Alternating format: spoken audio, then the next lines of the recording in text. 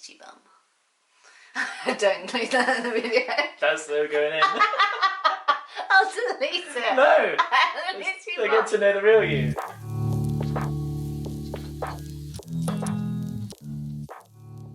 Hello, fellow beans. I've always wanted to call you my beans, but I'm a fully grown man and I can't really honestly call someone a bean. But I am a fully grown man going around calling myself a bean. Yeah, that's also weird.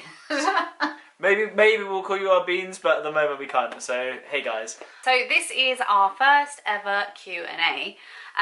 We've been on YouTube for what, a couple years now? 2 years. Yeah, and this is the first time we've actually thought to do a Q&A. So welcome. We honestly thought we weren't going to get any questions at all. So thank you so much for sending them through, and we'll get straight to it. The first question is from Mara in Hawaii. That's so crazy that people are watching it from different places. I know, that's weird. I love that you're following your dreams. Something to think about might be a Patreon account, maybe for both you and Micah. It gives a chance for your followers to donate to help with your adventures so we can get the content that you speak of. Mucha aloha. That's so cool.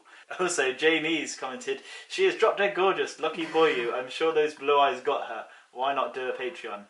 Well, firstly, maybe the eyes, but have you seen this spot? I'm very insecure about this spot situation today. I did not want to film this Q&A today for this very reason. So thank you for pointing that out for everyone. A Patreon. Honestly, we have never really thought about doing one before.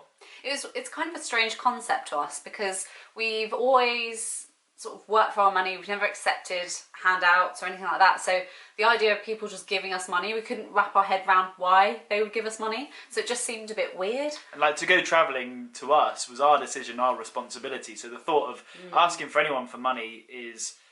It makes just us feel uncomfortable, I think. Horribly uncomfortable. However... However, give us your money.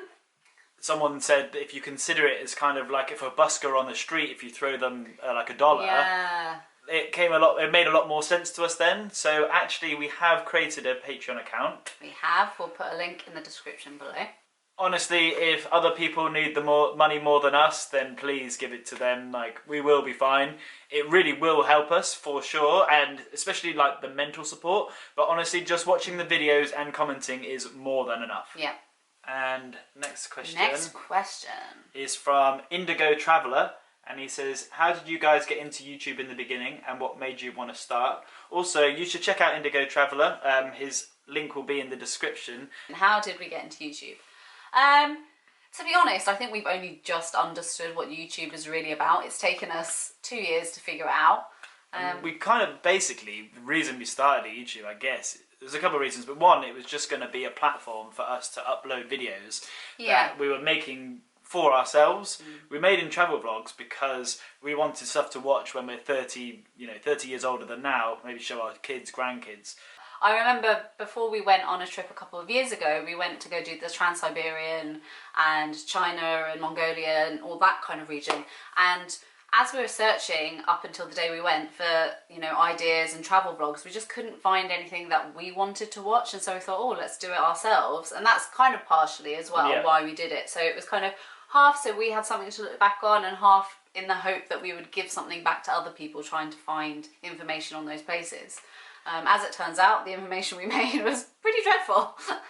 Because we didn't know what we were making the videos really for at this point, and we were trying to make them for someone else, and in turn we made it for nobody. It was really bad. There was no enthusiasm, there was no personality came across. It was just, here we are here, here's some facts. I can't explain how boring it was, and to us, really having fun and entertaining is by far the most important thing. We were miserable making those videos. Do you remember? We used to argue and stuff making them because we had to get the facts right and we had to make sure we gave them the right information. But now we just kind of don't give a shit, and it's a lot more enjoyable. Our next question is coming from India, from Naitik. I'm sorry if that's not the correct pronunciation. His question is, after you settle down in Thailand, will you also be doing more of these travel vlogs? And the answer for that is 100% yes. Definitely, definitely.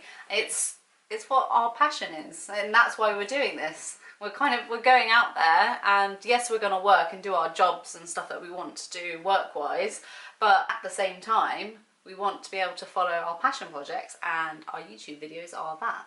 And that is the reason we started the channel to begin with, as we mentioned before. Yeah. So it's, to us, yeah, we still want to have it. We want to have those memories to look back on 100%. Also, I did say that I was going to draw a line under the other travel vlogs that we've made, but I actually feel now that we've started to connect a bit more with you guys, that the older ones will actually have some more value, because I feel like you're going to get to know us a bit better. So I think there'll be times when we're travelling, or we just haven't got the time to be able to make new videos, but we are really going to keep trying to stay to the 3 videos a week. Yeah. So there'll be times where I can release older vlogs, even from a year ago or something, just to be able to fill in that void before we can make the most current content. Okay, next up is a question from the Drunken Bear. And Drunken Bear. that is their song, and sometimes we actually sing it every We night. do. Yeah. We just burst out into the song occasionally. A lot of their vlogs are based around food, and so if you're a big foodie like me, you will like their videos. And they ask, which country gave you both the most culture shock, i.e. which country surprised you the most? Ooh. And I think That's a good they're one. almost different, probably, to both of us. Possibly, because I mean my immediate reaction might be, say, India, but I did expect to be shocked by India. Yeah. So I don't know if that's actually my choice. I've had 2 huge culture shocks in my life. One was the first time I went travelling on my own, which was in Thailand, and that was 5 years ago now. And that was because I'd never been to Asia, and it just blew my mind. I was so scared as well, being on my own. The second time was 50 countries later, when I arrived in India, in Delhi specifically. The rest of India didn't feel like that, but Delhi, stayed in what would be called a very cheap part of Delhi, as we've been told by a lot of angry Indian people on our Delhi video, that we should have spent some serious money, and we deserve all the bad things that happen to us. But apparently you don't get much for $20, so yeah, we stayed in a cheap part of Delhi, and it wasn't so nice, especially I think because I got sick and was basically in bed for a month, so that didn't help matters. But culture shock wise, I'd almost be tempted to say something like Korea, which is weird because culture, being in Korea wasn't really shocking. The way people were and everything, that was fine. It was more the language barrier. I really struggled in Korea and Russia. Yeah, Russia. Korea and Russia were the hardest with the language, just because we found it so hard to actually pronounce their words. Somewhere else, actually, I had quite a big culture shock, which is kind of a weird one, was America. So we got to, just the portion sizes. The first day we got to America, we got to California, and we had horrible jet lag, so we woke up at 4 AM and we just walked to go and get food in Hollywood. And the first place we saw that was open, we went to. It was a place called Denny's, which is some horrible breakfast diner. And we went there and looked in the menu, and the thing they had for sale on offer was a bacon maple syrup sundae. So Emma's a vegetarian, so I've never come across a dessert where Emma couldn't eat it because it wasn't a vegetarian dessert. That's not true, there's gelatin in some desserts. But an ice cream sundae you think is pretty safe. I mean with bacon, meat, there's meat inside of it, and that was so mind-blowing to me. And I've been to America before, but this blew my mind more. Even down to in the theme parks, they have wheelchairs for for people who can't walk? Yeah. Yeah, that's what they're for. Fucking hell.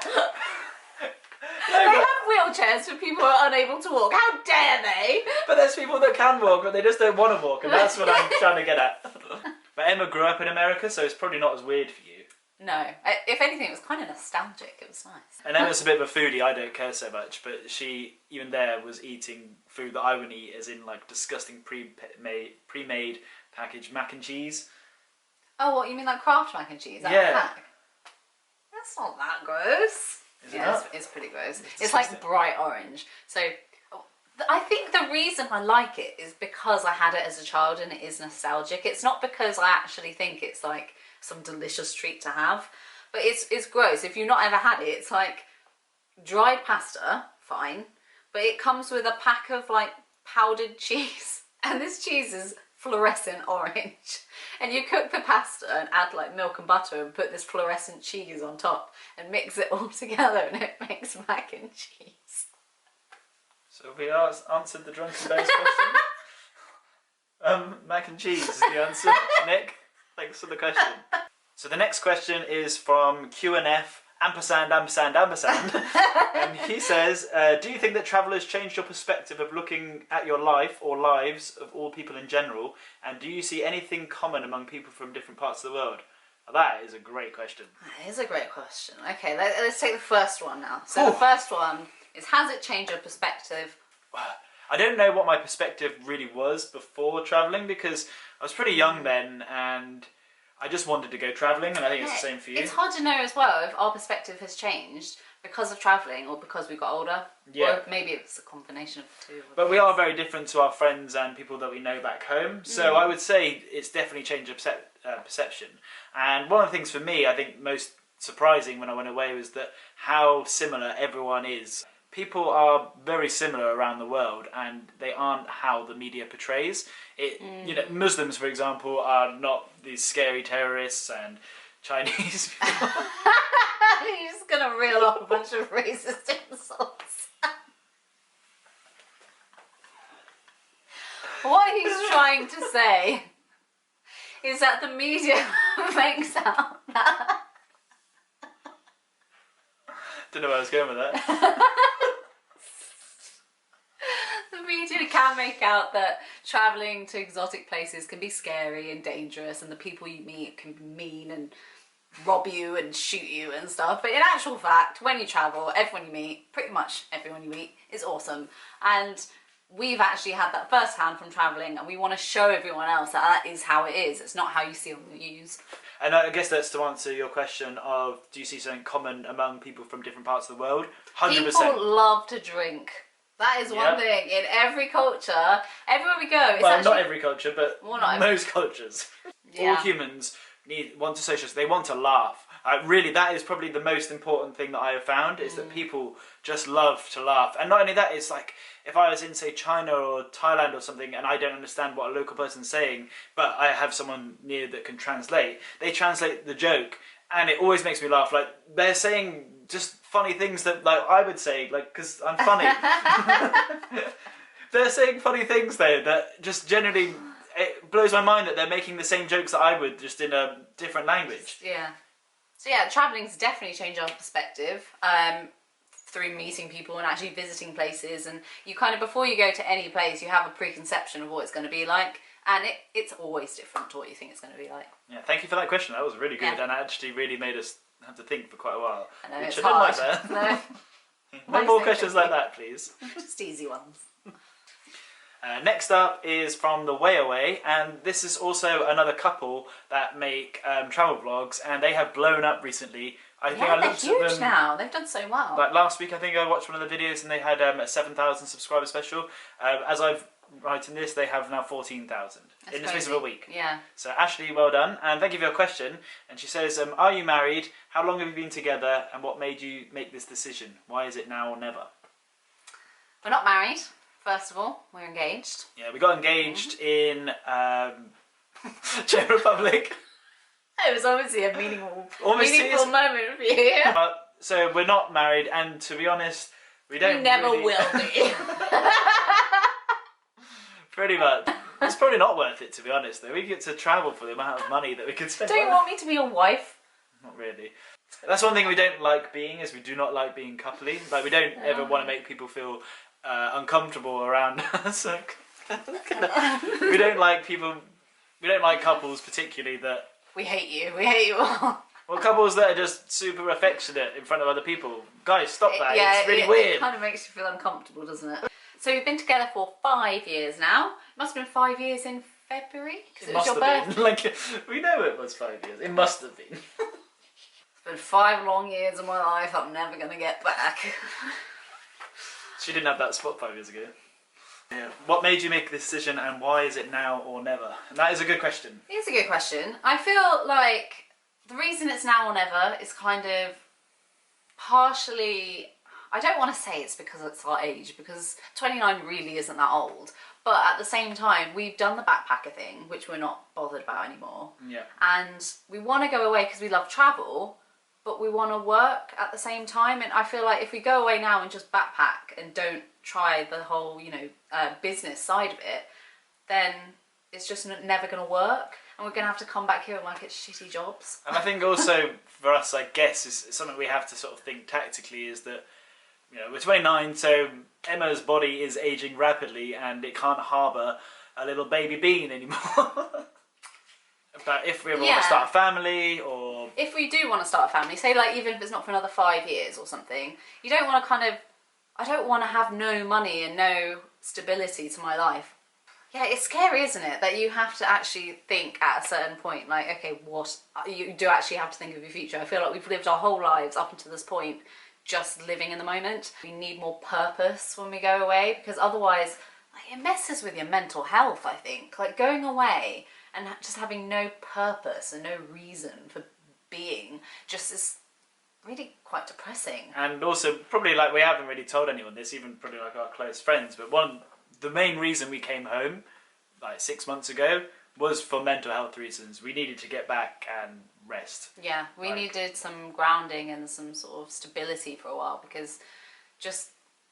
And the stuff that we went through, we'll go into more detail about it like in another video, but we went through a lot in New York, and it was a tough time for us, and I think we needed to be at home just to be able to relax and reflect on the last trip. Well, and also one thing, we actually did end up filming a TV pilot. We got approached about doing a TV show and a TV pilot, and we filmed it, and it damn near killed us, like mentally it really did. And that is the reason we had to come home.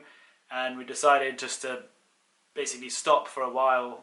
And I think like now, like getting this sort of interaction with you guys and stuff is more valuable to us than doing that and making something. I would never ever want to do a TV show now. Like not do one ever, but you know, like I would never want to do that over doing something like this. Like this is so much more fun. And making it for ourselves and like Micah as well. He's 40 now, so I mean he's gonna want to think about, you know, where his money's going to come from. Like he's like us, he just backpacks around the world and enjoys himself. But I think all three of us have come to this point at the same point in our lives where we're ready to make more than just backpacking. Like we want to actually make money. Specifically like for you guys, compared to being told what to do and like what to make, stuff that we don't actually believe in, there's a big difference. And I think the only reason we would do a TV show now, like now we feel a lot better, is for the money to be able to save to do more of this. Yeah, that's a good point. Yeah, I keep my personal life and like YouTube life completely separate, and one of my friends has sort of found recently a YouTube channel, and he has now created a YouTube account just so he can comment on things, and he has sent me a barrage, is that a word? He spammed you with questions. He spammed me with questions. He owns a farm and he has alpacas, and the kind of questions he's asked here is like, in our village someone is sexually assaulting our alpacas at night, please can you stop? So Adam, I will try and stop for you. Thank you guys so much for your questions. If you have any more questions, please leave a comment below and we'll try and answer them, or we'll do another Q&A. And if you have some money that you don't want to spend on yourself and you want to give away, then check out our Patreon below. And also, if you haven't subscribed, please press subscribe, but only if you like it, because if you don't like it, then don't press subscribe. No, and don't forget to smash the like button if you liked it.